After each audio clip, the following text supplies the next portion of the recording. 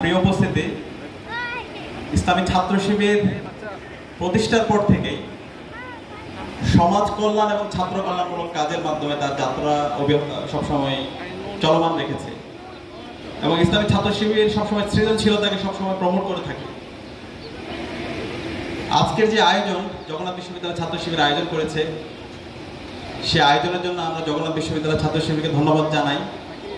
আমরা যে বলি একটি যৌক্তিক সমাজ আমরা তৈরি করতে চাই, যেখানে আমরা অপোজিশনকে কোয়েশ্চেন করবো, অপোজিশনের ভুলগুলো ধরে দেব এবং নিজেদের মধ্যে নির্মোহ পর্যালোচনা করব এবং আমরা আগামীর বাংলাদেশ বিনির্মাণ করব, সুন্দর একটি সমাজ বিনির্মাণ করব, সুন্দর একটি ক্যাম্পাস বিনির্মাণ করব।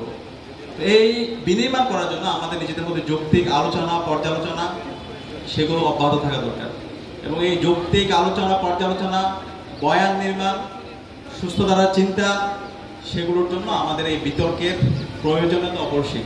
তো আমরা আশা রাখবো জগন্নাথ বিশ্ববিদ্যালয় ছাত্র শিবির যে আয়োজন রেখেছে, একইভাবে সকল ছাত্র সংগঠন, সামাজিক সংগঠন এই ধরনের যৌক্তিক চর্চা অব্যাহত রাখবে এবং এই চর্চায় আমরা প্রত্যেকের দল মত পরিচয় ভুলে গিয়ে সবাই আমরা এক বিন্দুতে মিলিত হব এবং এই ধরনের আয়োজন আমরা অব্যাহত রাখবো।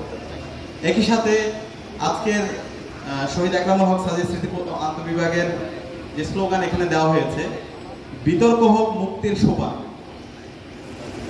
তো এই যে মুক্তির কথা বলা হয়েছে, সেই মুক্তির জন্য কিন্তু আমরা গত 16 বছরে লড়াই সংগ্রাম করেছি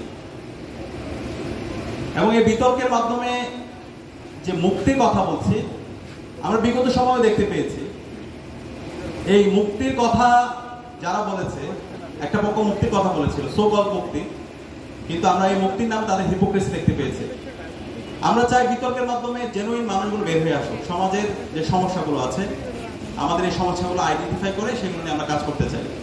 কিন্তু আমরা বিগত সময় দেখতে পেয়েছি গত 16 বছরের ফ্যাসিস্ট শাসনে আমাদের এই সমাজে যারা বুদ্ধিজীবী ছিল, যারা মানবাধিকার কর্মী ছিল, সাংবাদিকতা একটা বড় অংশ, একই সাথে রাজনীতিবিদ, বিশ্ববিদ্যালয়ের শিক্ষক, সমাজের উচ্চ স্তরে যারা ছিল, ব্যবসায়ীরা, সিভিল সোসাইটি, অ্যাডমিনিস্ট্রেশন, তারা এই সমাজের মুক্তির পরিবর্তে তারা সমাজকে ধ্বংসের কারণ হিসেবে তারা নিজেদেরকে সাব্যস্ত করেছিল।